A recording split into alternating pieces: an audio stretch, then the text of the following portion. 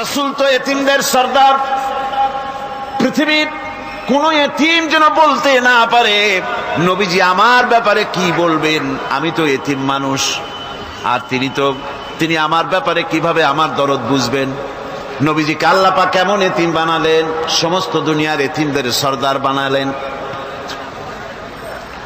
মায়ের পেটে যখন তিনি ছিলেন 6 মাসের সময় মায়ের পেটে থাকাকালীন বাপের এতিম হয়ে গেলেন।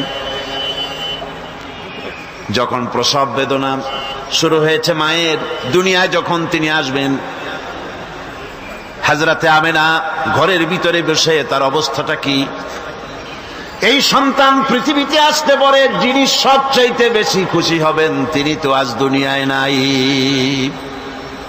মনের ভিতরে কত কষ্ট। আল্লাহ রাব্বুল আলামিন তার হাবিবকে দুনিয়া আনলেন।